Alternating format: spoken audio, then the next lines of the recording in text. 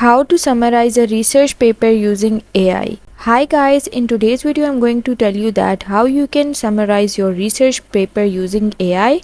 I'm going to use ChatGPT for this very process. You can easily access it by clicking the link in my description box, and once you land over here, you have to write in this prompt box, can you summarize a research paper for me?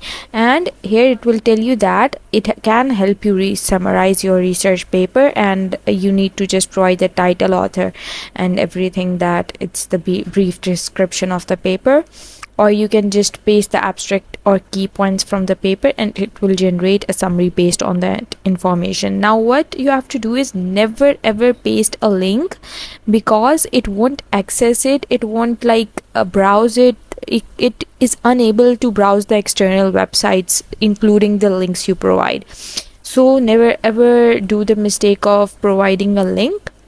Then for the example, I just went to Google and searched for a research paper and I got this one, and what I did was just copied all of the research paper and pasted it over here in this prompt box and pressed enter, and then just ChatGPT provided me a summarized research paper. Here you can see that it has provided me this research paper in a summarized form.